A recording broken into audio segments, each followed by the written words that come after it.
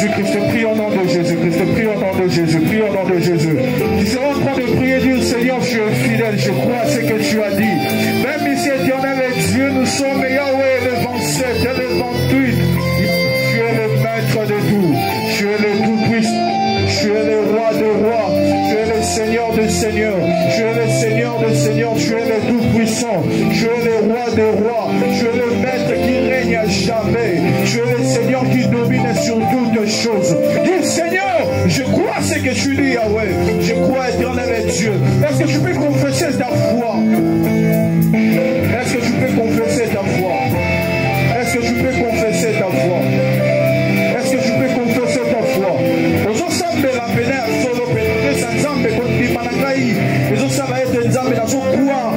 Que rien n'est impossible à toi. Comme la Bible déclare, rien n'est impossible à Dieu. Rien n'est impossible aussi à toi, Yahweh. Je crois, éternel et Dieu, à ce que tu dis dans le nom de Jésus. Merci, éternel et Dieu, parce que tu es le Dieu tout-puissant. Parce que tu règnes à jamais. Car tu es le Dieu.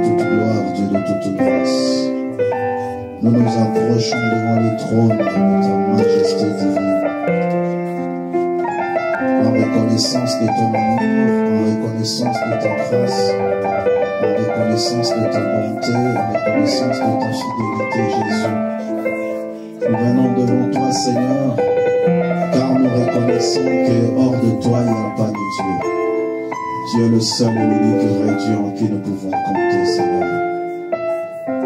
Tu vas prier, tu vas dire à Dieu, Seigneur, aujourd'hui je veux que tu fasses quelque chose pour moi. Tu vas dire à Dieu, je veux que tu changes l'histoire de ma vie. Que tu m'amènes dans la position que tu as prévue pour moi et que je jouisse de la grâce. Avant même la fin de cette année, dans quelques jours qui restent, je veux expérimenter la gloire de Dieu. Prions ensemble. Au nom de Jésus, alléluia.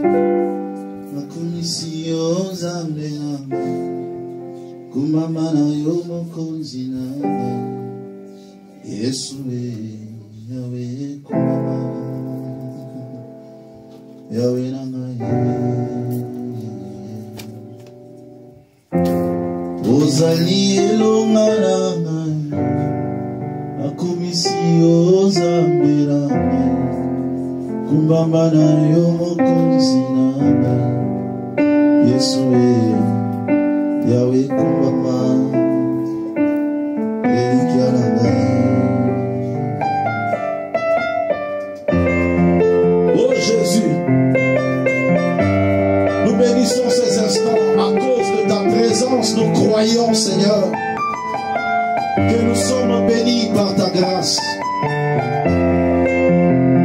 Toute personne qui est ici présente, Seigneur, puisse expérimenter ta grâce et ta faveur au nom de Jésus. Alléluia.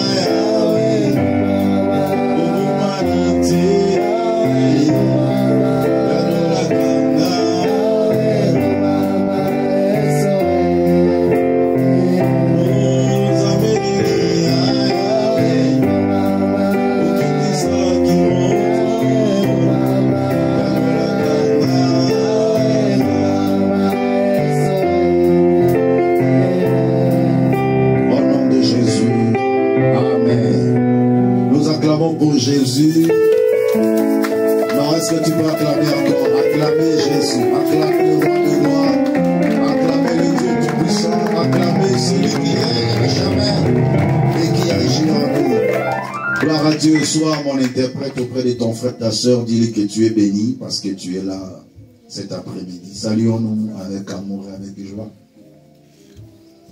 Gloire à l'éternel Dieu. Dieu nous a accordé le souffle de vie, il nous a accordé la force. Nous bénissons le Seigneur pour ces dimanches par sa grâce. Amen. Amen. Gloire à Dieu. Nous allons partager les Saintes Écritures. Le thème qui nous a été proposé par la grâce du Seigneur s'intitule « Le 4 robes de Joseph », où on peut utiliser le langage des tuniques, 4 tuniques de Joseph. Alors je vais introduire mon message en disant ceci. Les 4 robes de Joseph nous révèlent l'évolution de la vie de l'homme qui marche avec Dieu. Les 4 étapes, les 4 dimensions de la vie d'une personne qui marche avec Dieu. C'est tellement symbolique, alors il faut suivre très très bien ce que je vais dire. Je ne serai pas long dans mon message, mais je vais être très concis et court pour permettre à tout un chacun de retenir l'essentiel de la parole qui nous sera annoncée cet après-midi. Amen. Vous devez savoir d'abord, avant d'entrer en jeu, que la tunique, la robe, dans le langage prophétique, révèle les œuvres. Dans la majorité des cas, lorsqu'on parle des habits dans la Bible, prophétiquement parlant, parce que même l'abbé déclare, il nous a été donné de revêtir du phala, qui sont les œuvres justes de saint. Alléluia. Et cela peut se manifester aussi par des conséquences d'une situation. Voilà pourquoi dans la Bible, surtout dans l'Ancienne Alliance, il y avait quelque chose qui s'est passé toujours lorsqu'on veut valoriser une personne. On devait lui donner un habit, on devait lui revêtir. En ce temps-là, on utilisait plus le phala ou les habits en pourpre parce que c'était des habits de qualité. Et cela manifestait la valeur qu'on devait donner à la personne qui est honorée. Si vous pouvez vous souvenir, le jour où l'enfant prodigue revenait auprès de son père, quand son père l'a agréé et l'a admis dans sa présence, il a ordonné en disant ceci: mettez-lui l'anneau au doigt, revêtez-lui de pourpre la plus belle robe et qu'on puisse fester. Alléluia. Pourquoi il devait lui revêtir de la robe? Parce que cet enfant change de situation. Il change d'étape de vie. Il quitte comme étant un mercenaire qui souffrait autrefois. Cependant, il est le fils du roi. Cependant, son père est riche, mais lui souffrait. Il avait une position de la médiocrité. Alors, lorsqu'on veut lui changer de position, on lui revêt aussi d'un habit. Mais laisse-moi te dire, on ne peut pas revêtir quelqu'un d'un habit si on ne le dépouille pas d'un autre. Amen. Ça, c'est un élément qu'il faut comprendre. À chaque fois qu'on veut revêtir quelqu'un un habit, c'est qu'on doit enlever le précédent. Alors, si l'habit qu'on veut faire porter à l'enfant prodigue était un habit de gloire, c'est que l'habit qu'il avait avant, la robe qu'il portait avant, c'était une robe d'humiliation, de blocage et de sécheresse. Qui a dit Amen. Amen. Donc, pour dire que la robe symbolisait la réalité auquel la vie d'un homme passait. Et dans la vie de Joseph, nous avions connu 4 robes essentielles que nous aurons à vérifier par rapport à la lumière de la parole de Dieu. Alors si Berger peut marcher avec moi rapidement pour que nous puissions bien évoluer ensemble par la grâce du Seigneur. Amen. Amen. Alors on va commencer par le premier habit ou la première robe. Je suis dans Genèse 37, versets 3 à 4. Je vais d'abord citer, après on va entrer dans la révélation par la grâce du Seigneur. Est-ce que vous êtes là pour écouter Dieu parler? Amen. Que le nom du Seigneur soit glorifié. Genèse 37, on commence à partir de 3 jusqu'au verset 4. Vous lisez ça. Genèse 37, 3 à 4. Israël aimait Joseph plus que tous ses autres fils, parce qu'il l'avait eu dans sa vieillesse. Et il lui fit une tunique de plusieurs couleurs. Prends le micro, papa. Il est en train de lire Genèse 37, 3 à 4. Genèse 37, je commence par le verset 3 jusqu'au verset 4. Oui. Israël aimait Joseph plus que tous ses autres fils, parce qu'il l'avait eu dans sa vieillesse. Et il lui fit une tunique de plusieurs couleurs. Ses frères virent que le père l'aimait plus que tous, et ils le prirent en haine. Ils ne pouvaient lui parler avec amitié. La robe que le père avait donnée a déclenché la haine. Première robe, c'était la robe de plusieurs couleurs qui a été cousue par son père, qui manifestait une marque de démarcation avec ses frères. Et cette robe a été dépouillée par ses frères suite à leur jalousie. Toujours le même chapitre, verset 31 en 32. Ils prirent alors la tunique de Joseph et ayant tué un bouc, ils plongèrent la tunique dans le sang. Ils envoyèrent à leur père la tunique de plusieurs couleurs en le faisant dire: voici ce que nous avons trouvé. Reconnais si c'est la tunique de ton fils ou non. Jacob l'a reconnue et dit: c'est la tunique de mon fils. Une bête féroce l'a dévoré. Joseph a été mis en pièces. Parole du Seigneur. Amen. Donc la première robe de Joseph, c'était celle qui a été cousue par son père, donnée par son père, mais dépouillée par ses frères suite à leur jalousie. Est-ce que vous êtes d'accord avec moi? Amen. Gloire à Dieu. Deuxième tunique, je suis dans Genèse 39, versets 7 à 14. Je lis la parole de Dieu. Genèse 39, 7 à 14. Après ces choses, il arriva que la femme de son maître porta les yeux sur Joseph et dit: couche avec moi. Il refusa et dit à la femme de son maître: voici, mon maître ne prend avec moi connaissance de rien dans la maison. Il a remis entre mes mains tout ce qui lui appartient. Il n'est plus grand, il n'est pas plus grand que moi dans cette maison, et il ne m'a rien interdit excepté toi, parce que tu es sa femme. Comment ferais-je un aussi grand mal et pécherai-je contre Dieu? Quoiqu'elle parlât tout le jour à Joseph, il refusa de coucher auprès d'elle, d'être avec elle. Un jour qu'il était entré dans la maison pour faire son ouvrage et qu'il n'y avait là aucun des gens de la maison, elle le saisit par son vêtement en disant: couche avec moi. Il lui laissa son vêtement dans la main et s'enfuit au dehors. Parole du Seigneur. Amen. Verset 13, il dit: lorsqu'elle vit qu'il lui avait laissé son vêtement dans la main et qu'il s'était enfui dehors, elle appela les gens de la maison, de sa maison, et elle leur dit: voyez, il nous a ramené un hébreu pour se jouer de nous. Cet homme est venu vers moi pour coucher avec moi, mais j'ai crié à haute voix. Parole du Seigneur. Amen. Deuxième robe de Joseph, parce que la première a été déjà détruite par ses frères, dépouillée par ses frères, lorsqu'il est arrivé chez Potiphar. En tant qu'esclave, Potiphar aussi lui a remis une robe. Alléluia. Mais malheureusement, cette robe a été dépouillée par la femme de Potiphar lorsque Joseph refusa de commettre le péché avec la femme de son maître. Ça, c'est deuxième tunique. Alléluia. Est-ce qu'on peut encore avancer? Amen. Troisième tunique ou troisième robe de Joseph, c'est celle reçue en guise de prisonnier et un jour enlevée suite à l'ordre du roi. La robe qu'il avait reçue en tant que prisonnier. Verset 19.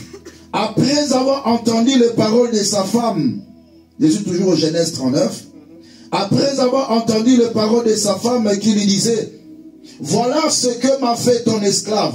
Le maître de Joseph fut enflammé de colère, prit Joseph et le mit dans la prison, dans le lieu où les prisonniers du roi étaient enfermés. Il fut là en prison. Il fut là en prison. Gloire à Dieu. Chapitre 40, verset 14. Chapitre 40, verset 14. Mais souviens-toi de moi quand tu seras heureux et montre-toi, je te prie, de la bonté à mon égard. Parle à ma faveur à Pharaon et fais-moi sortir de cette maison. Bien-aimé dans le Seigneur, la troisième robe est sous-entendue. Pourquoi c'est sous-entendu? Parce que la Bible ne l'a pas mentionné clairement, mais nous savons une chose, que chaque prisonnier a une référence en termes d'accoutrement. Toute personne qui entre dans une prison, il doit nécessairement ou obligatoirement porter un habit de prisonnier qui devait lui différencier avec d'autres personnes qui viennent ou qui viennent rendre visite aux prisonniers. Mais ce qui est encore plus grave dans sa vie, on lui a mis dans la prison des notables, la prison des grandes personnes, parce que en ce temps-là, Potiphar était parmi aussi des grands en Égypte. Donc lorsqu'il prend son esclave pour le mettre dans une prison, il ne peut pas aller le mettre dans n'importe quelle prison. Il doit le mettre dans la prison où il y a aussi les prisonniers du roi qui sont à l'intérieur. Qui a dit Amen. Amen. Et donc c'est ce qui a été fait. Je vais terminer avec la première partie, 4e robe. Je suis dans Genèse 41, verset 38 à 43. Genèse 41 plutôt, verset 38 à 43, il est écrit: et Pharaon dit à ses serviteurs, trouverions-nous un homme comme celui-ci, ayant en lui l'esprit de Dieu?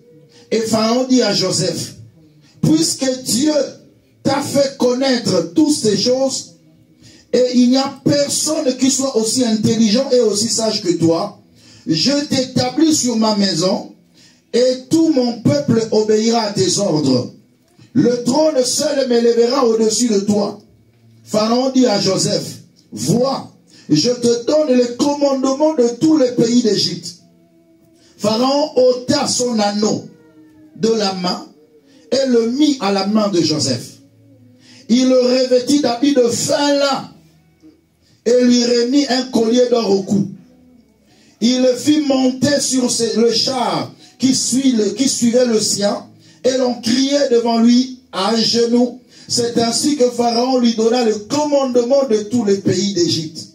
Il dit encore à Joseph, je suis Pharaon, et sans toi, personne ne lèvera la main, ni les pieds dans tous les pays d'Égypte. Parole du Seigneur. Est-ce qu'on peut acclamer pour cette parole? Voilà, c'est important que je fasse un peu cette démarche dans la parole de Dieu, et je vais résumer afin d'entrer dans l'interprétation de la parole de Dieu. Je vais vous parler, comme je disais tantôt, de 4 robes de Joseph. Première robe, c'est la robe qui lui a été donnée par son père, mais ravie et dépouillée par ses frères à cause de leur jalousie. Deuxième robe, reçue en guise d'esclavage, comme étant esclave, mais qui a été dépouillée par la femme de Potiphar suite à sa fuite du péché. Troisième robe, c'est la robe de la prison. En entrant dans la prison, il a été revêtu aussi de robe, mais cette robe a été dépouillée par Pharaon lorsqu'il veut l'introniser dans la gloire, afin de lui revêtir la 4e robe qui lui resta comme marque de dignité et de gloire. Amen. Voilà les 4 étapes de la vie d'une personne qui marche avec Dieu. Les 4 robes représentent les 4 étapes de la vie d'une personne qui marche avec Dieu. Ou quelques principes que nous serons à donner par-ci par-là pour nous permettre de savoir comment marcher pour atteindre une dimension plus élevée parce que nous marchons avec le Seigneur. Je déclare et je décrète. Toute personne qui marche avec Dieu, sa vie finit toujours par une réussite avec éclat au nom de Jésus. Amen. Que cela soit ainsi dans ta vie, je le déclare et je le prophétise au nom puissant de Jésus-Christ. La première tunique a été reçue venant de son père. On peut dire que c'est une bénédiction. Oui. On peut dire que c'est un héritage que le père, à cause de l'amour qu'il a vis-à-vis de son fils, il offre une tunique de plusieurs couleurs. Dans le parcours de notre vie, il se peut que nous puissions aussi rencontrer cette première tunique qu'on va nous revêtir. C'est la tunique qui provient de nos familles. Ça peut être en termes de positivité ou de négativité. Il y a plusieurs personnes qui ont été revêtues de la logique de leur famille, de la coutume et de la tradition de leur famille, bref, de la familiarité. La première tunique représente la familiarité. Le lien qu'a une personne avec sa famille. La valeur que la famille peut t'accorder, ou même l'héritage de la malédiction que tu peux recevoir de la famille. Parce que vous devez savoir, dans une famille, la qualité d'une vie d'une personne dépend aussi de l'héritage qu'il reçoit de sa famille. Qu'est-ce que tu as reçu de ta famille?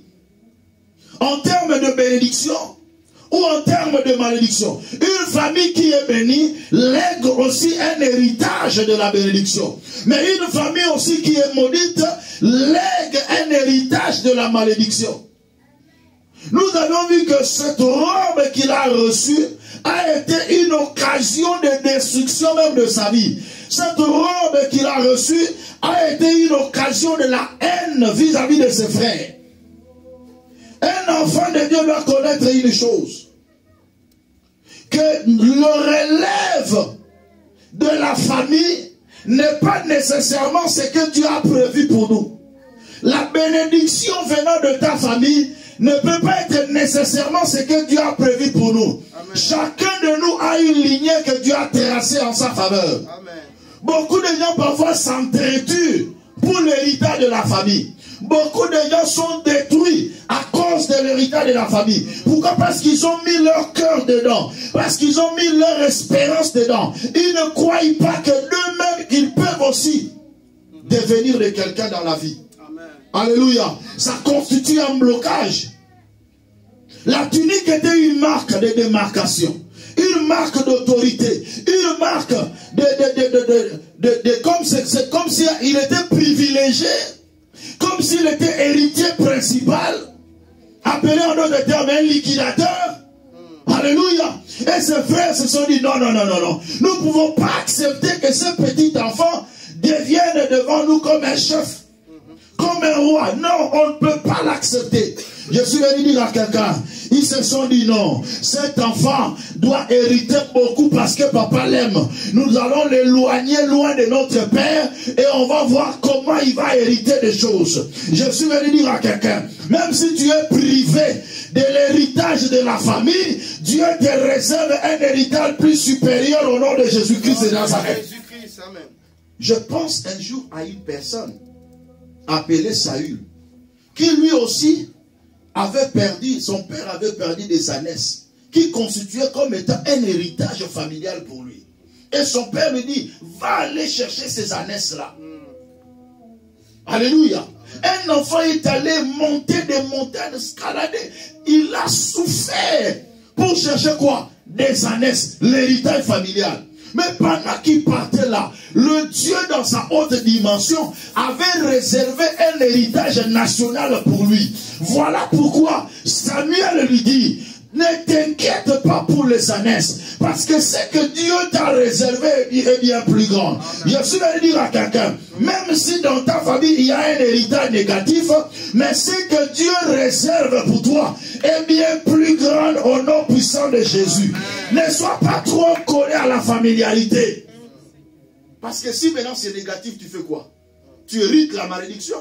Mais la Bible déclare dans Jean 1, verset 12 à 13. Mais à tous ceux qui l'ont reçu, à ceux qui croient en son nom, il a donné le pouvoir de devenir enfants de Dieu, lesquels sont nés non du sang, ni de la volonté de la chair, mais de Dieu. Quand quelqu'un est déjà né de nouveau, il y a un brisement qui se fait. Il y a une rupture entre tout ce qui est malédiction, tout ce qui est négatif de la famille. Je déclare au nom de Jésus que cette rupture soit constatée afin que le lien du sang ne t'apporte aucune malédiction dans ta vie et dans ta maison. Je le déclare au nom de Jésus-Christ. La première tunique, la tunique de la familiarité. La première tunique, c'est la tunique de la tradition qu'il faut abandonner parce que tu es devenu enfant de Dieu. Bien aimé, on lui a dépouillé. Vous savez, un jour le berger avait prêché sur le dépouillement. Il y a des temps où c'est toi-même qui te dépouilles, où les gens te dépouillent. Vous savez, Joseph, on ne pouvait jamais lui dire, dépouille ta tunique parce qu'il y a un héritage plus grand qui t'attend. Il n'allait pas accepter. il se contentait de l'amour du Père. Il se contentait de la bénédiction du Père. Mais devant eux, il y avait 7 ans de famille qui devaient arriver. Alors il a fallu que Dieu fasse quelque chose pour qu'il soit maintenant dépouillé. On est que lui-même se dépouille. Je dis au nom de Jésus-Christ, par la croix du Seigneur, tu as été dépouillé du pouvoir ancestral. Tu as été dépouillé de la malédiction de famille. Voilà pourquoi ce jour-là, il a fallu qu'un bouc meure pour que Joseph soit dépouillé de cette tunique. On dit, mais si on enlève seulement la tunique simple, on n'aura pas de raison. Il faut d'abord tuer le bouc pour que la tunique soit enlevée. Je suis venu dire à quelqu'un, Christ était mort pour que la malédiction soit enlevée de ta vie. Christ a été crucifié à la croix pour que toi tu ne sois plus maudit. Tu n'es plus maudit de la malédiction de la famille. La mort du bouc entraîne le dépouillement de la tunique de Joseph.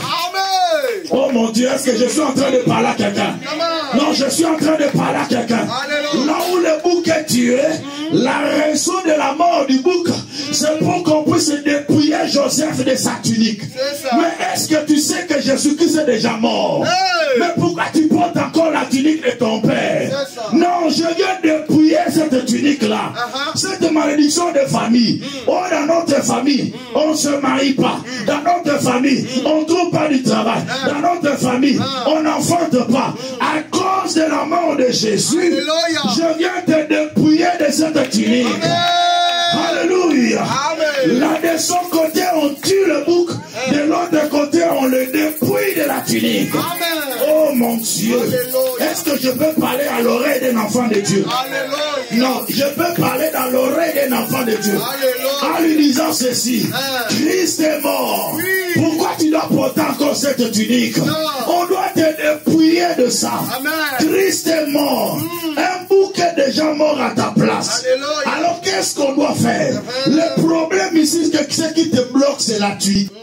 Si la tunique est dépouillée, toi tu pars dans une grande destinée. Si la tunique est dépouillée, toi tu vas plus loin. La tunique te rapproche toujours de la famille. Te rapproche toujours de la famille. Mais cependant, un bouc est déjà mort. C'est ça. Et là ton frère dit, le bouc est déjà mort. Le bouc est déjà mort. Alléluia. Ne garde plus ta tunique. Laisse-toi qu'on t'enlève ça. Qu'on te dépouille de ça. Mais toi dans ta tête, dis, mais qu'est-ce que je vais porter? Ne t'en fais pas de ça. Alléluia. Tu regardes l'héritage de la famille, mais Dieu te réserve un héritage encore bien plus grand. Alléluia. C'est le moment de comprendre.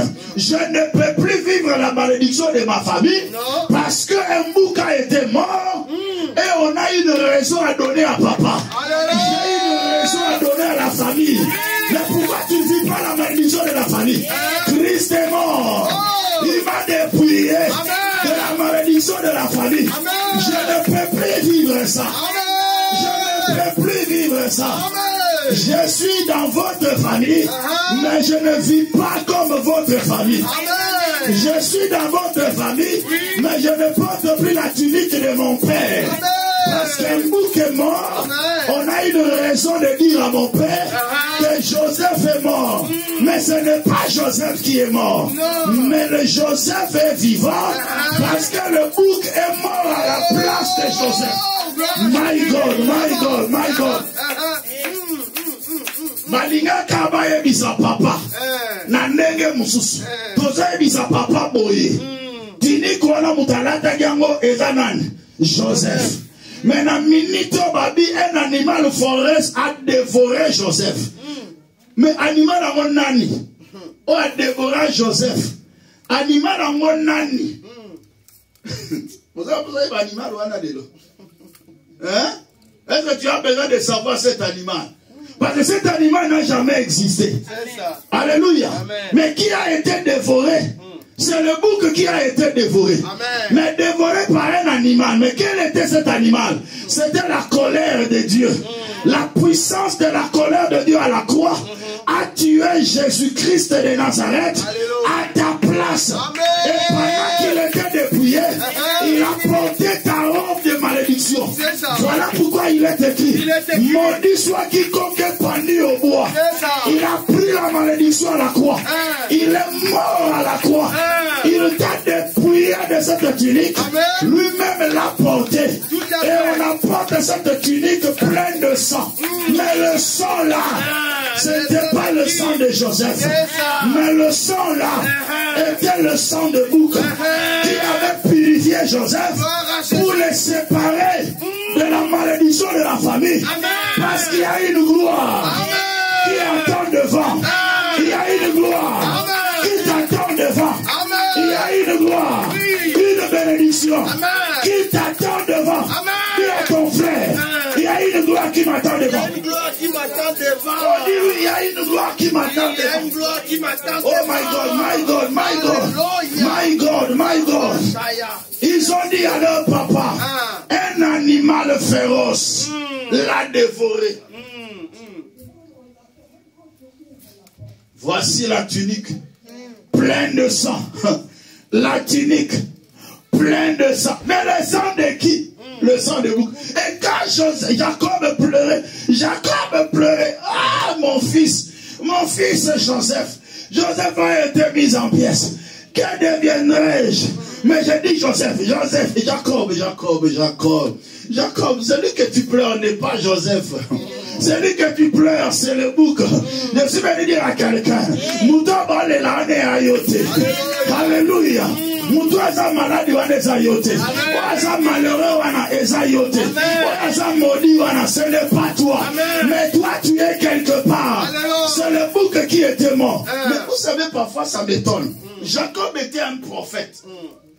Jacob était un prophète. Jacob avait interprété le songe de Joseph en disant ceci. Faut-il que nous venions, moi, ta mère et tes frères se prosterner en terre devant toi? Mais j'ai dit, Jacob, tu t'es pas encore prosterné, mais pourquoi tu pleures? Mais ne t'es pas, tu es un prophète. Ce que tu as déclaré n'est pas encore accompli. Alléluia. Mais tu avais dit, il faut que nous venions. Tu prophétises, tu déclares, tu interprètes un songe correctement. Mais Jacob a oublié cela. Jacob commence à pleurer. Un homme choisi par Dieu, on ne pleure pas si la prophétie de Dieu n'est pas encore accomplie dans sa vie. Alléluia. Même si tu vois la tunique lui a été arrachée, mais ne le pleure pas. Alléluia. Parce que cette tunique-là cachait des choses éphémères. C'est ça. Mais il y a des choses plus grandes. Amen. Dis à ton frère, il y a des choses plus grandes sur le chemin. Il y a des choses plus grandes sur le chemin. Alléluia. Amen. On commence à monter des étapes. Est-ce qu'on peut avancer encore? Avance. Deuxième dimension, c'est la deuxième robe. Il arrive maintenant, on le vend chez Potiphar. Potiphar était un notable. Un homme très élevé dans les quartiers, dans la cité, dans le pays d'Égypte. Il dit, ah, cet homme, c'est un bon monsieur. Il le reçoit avec joie. La Bible dit qu'une fois que Potiphar le responsabilise, la maison de Potiphar est bénie. Ah, que tu as à son nom. Alléluia. La Bible dit que Potiphar l'établit chef des esclaves. Allez-y comprendre. Comment un chef des esclaves devait porter? Il avait le robe ou la robe des chefs des esclaves. Et il vivait bien dans cette maison, bien gâté. Alléluia. Recevant des cadeaux de la femme de Potiphar. Parce que la femme de Potiphar commençait à l'aimer. Deuxième tunique. La Bible déclare, la femme de Potiphar veut coucher avec lui. Jacob regarde. Ah, on lui fait des promesses. Les petits seront cédés, madame Bonga. Nous garantis vie. Nous bongisa yo. Alléluia. Non, je veux te gâter. Je veux te faire du bien. Accepte seulement ici. Tout va changer. Jacob regarde la femme de son maître. Il dit, oh, tu es la femme de mon maître. Mon maître m'a tout donné. Il m'a donné une position. Il m'a donné la responsabilité de sa maison. Mais sauf toi. Mais il dit, mais si tu couches avec moi, tu auras plus que ça. Il lui montra un peu la gloire. Mais une gloire toujours éphémère. La Bible déclare ceci. Un jour, il n'y avait pas de gens. Cette femme s'est jetée sur ce petit enfant. Il lui serre entre ses bras. La Bible déclare, Joseph s'est enfui. Mais pendant qu'il fouillait, la femme a arraché la tunique de Joseph. Alléluia. L'enfant était en train de fuir. La tunique est restée, bien aimée dans le Seigneur. La femme prend la tunique. Elle sort, elle commence à crier. Regardez cet hébreu qu'on m'a amené ici. Il a voulu abuser de moi. Tous les gens sont venus dire, tata, qu'est-ce que tu as fait? Mais entre-temps, lui s'était enfoui. Dans le langage de leadership, on appelle ça une preuve mensongère.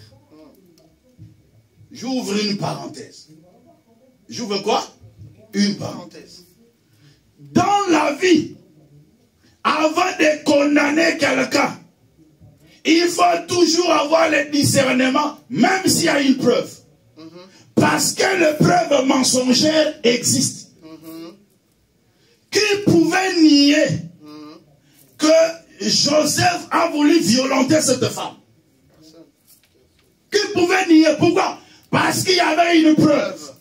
Mais quelle preuve? Une preuve mensongère. Ça existe dans le parcours de la vie. Vous êtes en couple. Faites très attention avec les preuves mensongères. Mutuba vous la canela libala na yo. Abonzaka. Oga wa texo mo ekoti tio. Oyabi mutula makoloti. Yo kama loba na kati. Yo bebi fuya. Oga fuya na téléphone na tata batuna to mama ba. Okoma kuna we. Preuve. Mais quelle preuve? Mensongère.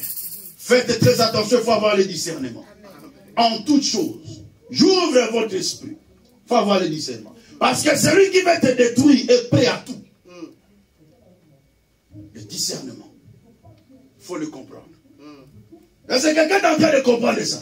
Ça, c'est très important. Très important. À suivre. À suivre. Parlons maintenant de cette tunique-là. Deuxième tunique. Si Joseph, pendant qu'il fouillait, et qu'il a senti que ma tunique est restée, qu'est-ce qui va arriver? Non, il faut que je retourne. Parce que, ce que Yindi, Vinange Samwe. Mais ce que la batterie Tiniko, Vinange Bongi. C'est ça le péché. Deuxième tunique, c'est la tunique du péché. En tant qu'enfant de Dieu, tu seras dans une dimension où le péché commence à te produire une bénédiction. C'est une robe, mais d'une gloire éphémère. Et c'est quelqu'un qui est en train de comprendre? Parce que Joseph pouvait accepter de garder cette tunique. Mais pour avoir la bénédiction dans la maison de Potiphar. Cependant, les 7 ans de famine détruira la bénédiction du Potiphar. Est-ce que quelqu'un est en train de comprendre? Lui aussi mourra dans la famine. La bénédiction que tu cherches dans le péché, ce sont des bénédictions éphémères. Que tu peux t'en jouir aujourd'hui. Mais demain un malheur s'abattra sur toi. Est-ce que vous êtes en train de comprendre? 1 Jean chapitre 2 verset 15 à 16. N'aimez point le monde, ni les choses qui sont dans le monde. Celui qui aime le monde, l'amour de Dieu n'est pas sur lui. Fuyez le mal, fuyez le péché, et ne pensez même pas au gain du péché. Voilà pourquoi Paul disait dans Philippiens 3, 7 à 8, mais des choses qui étaient pour moi de gain, je les ai regardées comme une perte. Les choses qui étaient pour moi de gain, je les ai regardées comme une perte à cause de Christ. Qu'est-ce qui était pour toi comme de gain? Amen. Philippiens 3, verset 7. Mais ces choses qui étaient pour moi des gains, Hein? je les ai regardées comme une perte. Je les ai regardés comme une perte. Qu'est-ce qui était pour toi comme un gain? Allez-y comprendre dans la vie de Joseph. C'était un gain pour lui. Alléluia. Amen. S'il courtisait avec la femme de son chef, moi, ma cadeau et pas ma Nicolonios. Il allait être bien gâté dans cette maison. Mais les choses qui étaient pour lui des gains, verset 8 maintenant. Il a regardé ça comme une perte à cause de Christ. Et même, je regarde toutes ces choses comme une perte à cause de l'excellence de la connaissance de Jésus-Christ, mon Seigneur, pour lequel j'ai renoncé à tout. Pour lequel j'ai renoncé à tout. Et je le regarde comme de la boue. Je le regarde comme de la boue. Afin de gagner Jésus-Christ. Afin de gagner Christ. Bien-aimé, tu n'es pas encore arrivé dans la dimension de la vie d'un chrétien. Si les choses qui étaient pour toi comme de gain, tu ne les as pas encore regardées comme de la boue. Parfois, il y a des gens qui s'attachent à des choses dont ils savent que c'est mal. Mais comme ils gagnent quelque chose là-dessus, ils ne veulent pas le quitter. Bien-aimé, aussi longtemps que tu ne quittes pas des gains sordides pour chercher ce qui est plus supérieur, ce qui est plus supérieur ne viendra jamais. Une sœur me dira, il dit, pasteur, je suis avec cet homme seulement en attendant. Si Dieu me donne le mien, je vais le quitter parce que ne t'en fais pas. Dieu ne te donnera jamais le tien aussi longtemps que tu as là. C'est en attendant là. Et c'était le mari d'autrui. Il va aussi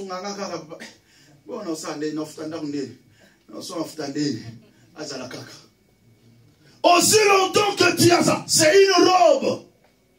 Mais robe d'esclave. L'esclave est en train de jouir de bénédictions, mais tu es esclave.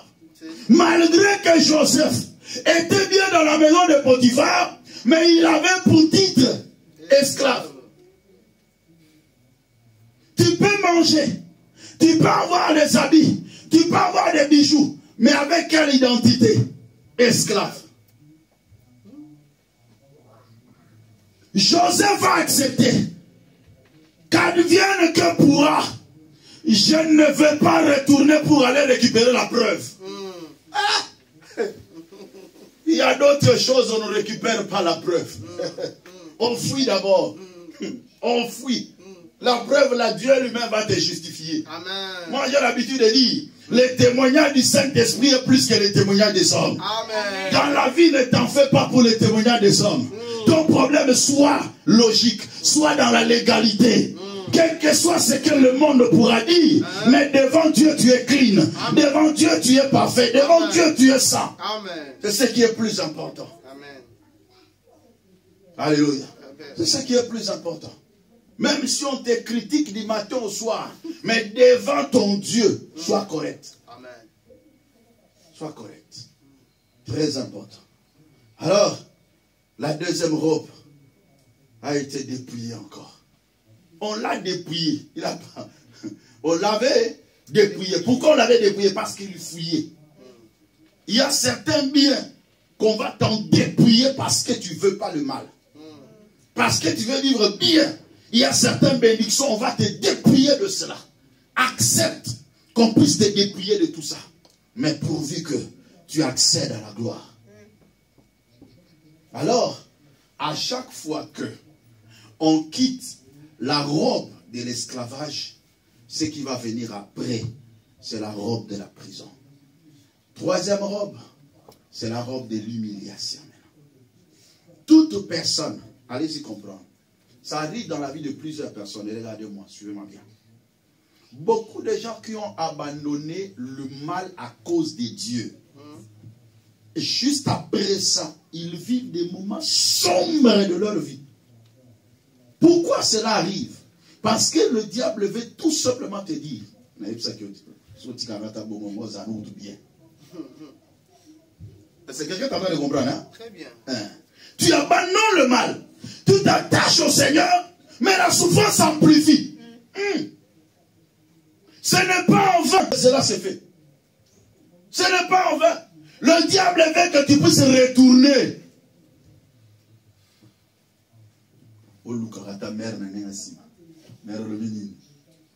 Est-ce que offre sera valable? Dans la côte non, c'est quelqu'un qui est en train de comprendre ça. Ça c'est très important. Souvent, bien aimé, lorsqu'on abandonne le mal pour s'attacher au Seigneur, c'est comme si la souffrance s'amplifie. On entre dans le rejet, on entre dans l'abandon. Mais comment moi qui ai décidé d'abandonner le mal pour suivre le Seigneur, pourquoi ma vie se complique comme ça? Parce qu'après avoir laissé tomber la robe d'une gloire éphémère, on entre directement dans la robe de l'humiliation, de rejet, d'abandon et de l'oubli. Parce que dans la prison, Joseph a été oublié. Même les gens avec qui il a fait du bien. Il a témoigné, il a interprété même les songes et les chansons du roi. C'est-à-dire celui qui servait le vin auprès du roi. Il a interprété son songe. Il dit, souviens-toi de moi quand tu vas rentrer dans ton trône. Quand tu seras rétabli, parce qu'après 3 jours, on va te rétablir par le roi. Mais il dit, quand tu seras là, souviens-toi de moi. Mais on l'a oublié. Dans la 3e robe, tu verras que même les gens auprès de qui tu as fait du bien, mais les gens là t'abandonnent comme ça, te rejettent comme ça. Mais tu dis, mais qu'est-ce que je fais? C'est comme si tu es atteint d'un mauvais sort. Mais ce n'est pas le mauvais sort. C'est une étape. Alléluia. Amen. Voilà pourquoi David, ayant compris cela, un jour il dit dans Psaume 23, il dit, même quand je marcherai dans la vallée de l'ombre et de la mort, je ne crains aucun mal, car tu es avec moi. Il dit, quand je marcherai, la vallée de l'ombre et de la mort, c'est l'humiliation. Parce que la vallée manifeste, c'est l'humiliation, l'oubli. Mais il dit pas lorsque je vais demeurer. La vallée n'est pas une demeure, mais la vallée est une traversée. Il dit, lorsque je marcherai dans la vallée de l'ombre de la mort, je déclare au nom de Jésus, l'humiliation de ta vie ne sera pas éternelle. La pauvreté que tu subis aujourd'hui ne sera pas éternelle. Mais c'est une traversée. Et Dieu ne t'abandonne pas. Il est avec toi. Il était dans la prison, mais le don d'interpréter les songes était toujours là. Alléluia. D'ailleurs, quand on entre dans la prison, il y a quelque chose qui se passe. On arrête de parler de ses songes et on commence à interpréter les songes d'autres personnes. Amen. Quand il était avec ses parents, avec ses frères, il parlait de lui. Il parlait de ses songes. Mais quand il entre dans l'humiliation, il exerce sa grâce. Je suis venu dire à quelqu'un, il y a une grâce qui est en toi. Le temps où tu porteras la robe de l'humiliation, c'est le moment où tu vas aiguiser ta grâce. C'est le moment où tu vas faire travailler ta grâce. C'est le moment où tes dons doivent travailler. Amen. La Bible déclare, si tu faiblis au jour de ta détresse, ta force ne sera que détresse. Il était dans un moment sombre de sa vie, dans un moment difficile de sa vie, mais il a exercé sa grâce. Amen. Quand tu traverseras cette période, n'oublie pas, il y a un don que Dieu a mis en toi. C'est le moment qu'il faut exercer ces dons-là. C'est le moment qu'il faut exercer cette grâce-là. Pendant que tu traverses des périodes sombres, tu as un talent à toi. C'est le moment d'aiguiser ce talent afin de l'exploiter. Parce que c'est par là que Dieu passera. Vous savez, au moment de la prison, oh non, Joseph a augmenté son intimité avec Dieu. Alléluia. Dans des moments pareils, dans des moments de l'oubli, de rejet, c'est le moment où tu vas augmenter ton intimité avec Dieu. Ton attachement à Dieu. Dieu te fera passer dans cette période, non pas pour que tu sois humilié des gens, mais pour que tu humilies ton cœur devant sa présence. C'est le moment où on prie beaucoup. Parce que quand on est dans une gloire éphémère, on ne prie pas trop. L'intimité qu'avait Joseph en tant qu'esclave n'était pas la même intimité qu'il avait avec Dieu quand il était prisonnier. Qui a dit Amen. Amen. Parce qu'en tant qu'esclave, il y a Mambala. Qui a dit Amen. Amen. Mais en tant que prisonnier, c'est le temps d'intimité. Et là, il commence à travailler. Il commence à interpréter des songes. La grâce commence à se développer. Alléluia. Amen. Oh bien-aimé, je prie au nom de Jésus que les talents qui sont cachés à toi puissent se développer au nom de Jésus. La grâce que Dieu t'a donnée puisse se révéler au nom puissant de Jésus. Il a dit, souviens-toi de moi quand tu seras dans la gloire. La Bible déclare dans Job chapitre 22, verset 27 à 30. Job 22, 27 à 30. On va lire ça rapidement. Bien aimé, lorsqu'il y a l'humiliation qui vient, c'est le moment d'entrer dans l'intimité avec Dieu. C'est le moment d'augmenter encore la dimension de la prière. C'est le moment encore de vivre la grâce. Ce n'est pas un moment de pleurs. Beaucoup de gens font de ce temps-là un moment de pleurs, un moment de tourment, un moment d'inquiétude. Non, non, non, frères et sœurs. Au contraire, c'est un moment où tu dois t'attacher plus à Dieu. Le moment de l'humiliation. Gloire à l'Éternel. Donc on va lire Job chapitre 22, verset 27 à 30. Prends le micro s'il vous plaît. Allez-y. Job 22, verset 27 à 30. Tu le prieras, et il t'exaucera, et tu accompliras tes vœux. À tes résolutions répondra le succès.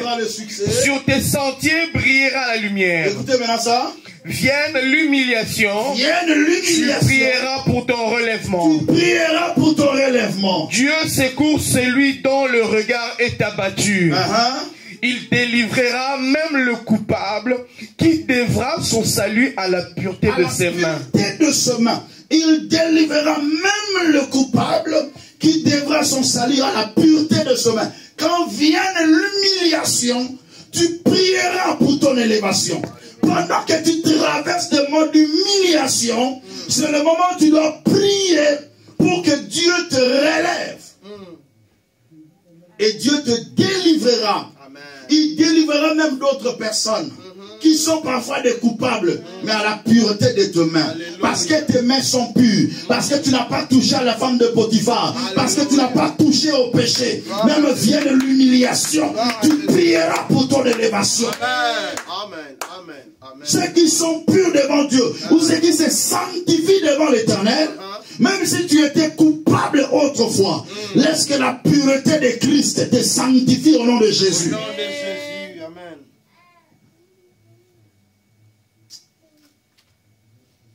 Laissez-moi vous dire, malgré qu'il était dans la prison, avec la robe de prisonnier, mais il était toujours le chef des prisonniers.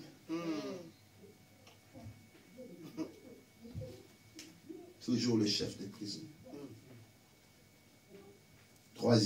Quatrième point, la robe de gloire. La robe de gloire. Il y a un temps où même ceux qui t'ont rejeté, ceux que tu as aidés, n'ont pas pu témoigner en ta faveur. Mais ta grâce criera. Ton don va crier. Ta grâce va crier. Tes œuvres vont parler en ta faveur. Bien-aimé, Joseph était dans la prison, mais la grâce a intercédé en sa faveur. La grâce a intercédé. Un jour, Pharaon a rêvé 2 songes similaires. Personne n'était capable d'interpréter. Et les chansons du roi se souviennent maintenant. Vous savez, lorsque Dieu commence à te faire du bien, il va réveiller les souvenirs dans le cœur de plusieurs. Je prie au nom de Jésus qu'une personne qui est porteur de ta bénédiction, la puissance des souvenirs agisse dans son esprit au nom puissant de Jésus. Car Dieu utilisera toujours des gens pour ton élévation. Il dit, oh roi, je connais, il y a un homme dans une prison. Il m'a fait du bien. Il a interprété mon songe, qu'on l'appelle. Parce qu'il a l'esprit d'un Dieu. On est allé appeler Joseph. Pendant qu'on est venu, Joseph était là. Alléluia. Dans la prison, en intimité avec Dieu, on l'amène directement devant le roi. Le roi le regarde. Es-tu Joseph? Oui, je suis Joseph. On m'a dit que tu interprètes des songes. Voilà le songe que j'ai eu. Il lui dit, oh roi, vie éternellement. Les 2 songes sont similaires. Voici l'interprétation. Il y aura 7 ans de famine. Il y a 7 ans d'abondance qui sera suivi de 7 ans de famine. Qu'est-ce qu'on doit faire? On doit mettre des provisions de 1/5 à chaque récolte pour racheter les 7 ans de famine qui viennent. Il faut faire des magasins. Il a donné le schéma. Il a donné les orientations. Celui qui a duré dans l'humiliation doit acquérir l'expérience. Afin que le jour où il aura l'opportunité, il met en œuvre et sa gloire se déclenche. Mais toi, tu es dans l'humiliation, ce que tu ne fais que pleurer tout le jour. Ça, je refuse ça. Dis à ton frère, je refuse ça. Non, dis-lui, je refuse ça. Au temps de l'humiliation, ce n'est pas le temps de pleurs. C'est le temps de s'emmagasiner et de se préparer pour une gloire future. Sors dans le temps de pleurs, de gémissements, de craintes, de lamentation. Sors de là. Prépare-toi à la gloire. Il donne le schéma. Pourquoi? Parce qu'il était un économiste. Mais un économiste est taillé sur mesure. Qu'il a appris en tant que prisonnier, qu'il a appris en tant qu'esclave. Parce qu'il gérait les deux entités. Il a géré la maison, il a géré la prison. Les deux expériences lui a permis de gérer un grand pays. Partout où tu passes dans des moments sombres, acquiert des expériences. C'est l'école de Dieu. L'université de coups durs. Institut supérieur de sophrologie. Quand tu sors là licencié en souffrance. Alléluia. Docteur en sophrologie. Et quand tu donnes le schéma aux gens, ils étaient bêtés là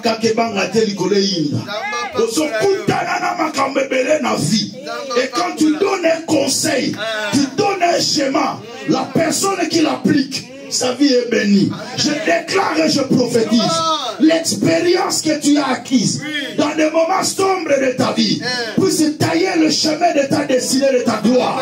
Au nom puissant de Jésus, entre dans la gloire de Dieu. Entre dans la gloire de Dieu. Entre dans la gloire de Dieu. Entre dans la gloire de Dieu. La tout quatrième robe, c'est la robe de la gloire. La robe de la gloire. Quand Pharaon a écouté cela, il dit, mais qui d'autre que toi? Qui d'autre que toi? Parce qu'il avait dit que Pharaon puisse choisir quelqu'un. Mais il dit, mais quelqu'un, mon ami, si ce n'est toi, ton poste est à toi. Ton élévation, personne ne prendra ta place. Ce que Dieu a tracé pour toi, il a tracé. Parce que dans ta vie, tu as deux dimensions. Tu as la dimension de gerbe, mais tu as aussi la dimension d'étoile. Arrange-moi ça. Tu as la dimension de gerbe, mais tu as aussi la dimension d'étoile. Parce que Joseph, depuis le commencement, il avait deux songes. Il dit, nous étions alliés de gerbe. C'est qu'il était le gerbe. Mais dans la deuxième dimension, il dit, il y avait les étoiles. C'est qu'il était étoile. Dans ta vie, bien-aimé, tu as deux dimensions. Tu es gerbe, mais tu es aussi étoile. Or que le gerbe, on peut la toucher. Le gerbe, on peut la froisser. Le gerbe, on peut la détruire facilement. Mais une étoile, qui peut le toucher? Qui peut l'obscurcir? Qui peut le détruire? Qui peut détruire l'étoile? Dans ta vie, bien-aimé, tu as deux dimensions. Les gerbes, ce sont des conditions de la vie. Mais l'étoile, c'est la position que Dieu a placée dans ta destinée. Un homme de la destinée a deux dimensions dans sa vie. Il a la dimension des conditions de la vie, mais il a aussi la dimension de la position que Dieu a tracée. Alors regardez la vie de Joseph. Dans les conditions, il était haï par ses frères, mais dans la position, il était chef de ses frères. Il évolue encore. Dans la condition, il était prisonnier, mais dans la position, il était chef de prisonnier. Dans la condition, il était esclave, mais dans la position, il était chef des esclaves. Donc si tu es chef, tu resteras chef. Et à la finalité, c'est ce qui va se confirmer. Je déclare, même au moment de ton humiliation, mais ta position restera intacte. Car personne ne pourra toucher à ta position. Le diable a malminé la vie de Joseph, mais il n'a pas touché à sa position. Non, amen. Haï par ses frères, esclave, prisonnier, mais la position reste le même. Chef de ses frères, chef des esclaves, chef des prisonniers et chef de la nation. Wow. Gloire à Jésus. Si tu es chef, tu resteras chef. Ce que Dieu a placé pour toi, personne ne peut le détruire. Ce que Dieu a prévu pour toi, personne ne le détruira. Au nom puissant de Jésus, la 4e robe qu'il avait portée, personne ne pouvait encore l'arracher. Il dit, même moi-même, je ne peux pas être au-dessus de toi. Il n'y a que mon trône qui est au-dessus de toi. Donc cette robe que tu portes maintenant, la robe de fêlin, personne ne pourra t'enlever. Je dis, personne ne pourra t'enlever. Si Dieu marque un saut dans ta vie, personne ne peut le changer. Entre dans ta gloire. Amen. Lisez-moi 2 Corinthiens chapitre 4 versets 16 à 18 et je clôture mon message. Quand tu entres déjà dans ta gloire, 2 Corinthiens 4, personne d'autre ne peut t'enlever de là et te faire descendre. Personne. Versets 16 à 18. Quand tu es déjà là, au sommet, portant la 4e robe, personne ne peut t'ôter cette robe. Allez-y. 2 Corinthiens 4, versets 16 à 18. C'est pourquoi nous ne perdons pas courage. Écoutez, nous ne perdons pas courage. Et lors même que notre homme extérieur se détruit, notre homme intérieur se renouvelle de jour en jour. Pendant qu'on te détruise dans la chair, mais en esprit tu te renouvelles de jour en jour. Tu souffres dans la chair, mais spirituellement tu deviens de plus en plus puissant. Allez-y. Car nos légères afflictions du moment présent, produisent pour nous, au-delà de toute mesure, un poids éternel de gloire. Un poids éternel de gloire. Parce que nous regardons. Non, répétez ça, papa. Car nos légères afflictions du moment présent. Il appelle ça les légères afflictions. Moi, papa, ça dit ça, alléluia. Nos légères afflictions du moment présent produisent. J'aime cette phrase-là. Donc, comment la souffrance peut produire? Je prophétise au nom de Jésus. Alléluia. Que ta souffrance produise. Amen. Un poids éternel de gloire. Amen. Que ta pauvreté produise. Un poids éternel de la richesse. Amen. Que ton célibat produise un poids éternel de mariage stable et bénissant. My God. Vos légères afflictions du temps présent produisent au-delà de toute mesure un poids éternel de gloire. Donc plus il est dans la prison, plus il y a un poids de gloire qui l'attend. Je prophétise sur toi. Il y a un poids de gloire qui t'attend devant. Au nom puissant de Jésus. Un poids de gloire que personne ne va empêcher d'arriver. Non, je dis personne ne va empêcher d'arriver. Ce poids de gloire sur toi. Ce poids de bénédiction. Même si les démons s'assemblaient, ils ne peuvent pas l'empêcher. Parce que ça vient avec un poids. Ça pèse. Un poids éternel de gloire. Parce que nous ne regardons pas à ce qui est visible. Ce qui est visible sont passagers. Mais ce qui est invisible sont éternels. Nous ne regardons pas ce que nous voyons aujourd'hui. Aujourd'hui, je vois des légères afflictions, mais demain, je vois un poids éternel de gloire. Alléluia. Parce que personne ne connaît le poids de la gloire qui t'attend devant. Alors sors de tes pleurs, sors de tes soucis. Dis en toi-même, il y a un poids éternel de gloire qui m'attend. Est-ce que quelqu'un peut acclamer en se levant? Tu te lèves et tu es en train d'acclamer. Tu es en train d'acclamer, tu es en train d'acclamer Jésus. Oh non, tellement bêta ma beaucoup bien. Acclame pour Jésus. On va chanter ces cantiques. Alléluia. Alléluia, yangaina yo babalula. Maboko la bogo. Oh alléluia, yangaina yo babalula. Yangaina yo mama. Dinga dinga babalula. Je vais écouter vos acclamations. Dinga